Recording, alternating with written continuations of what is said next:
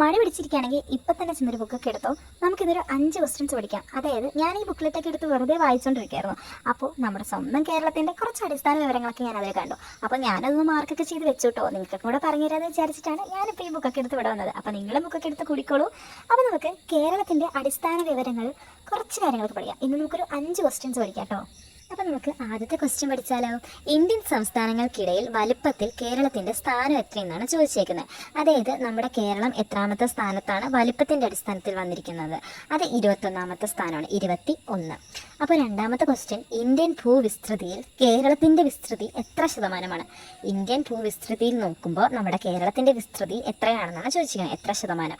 1.18%.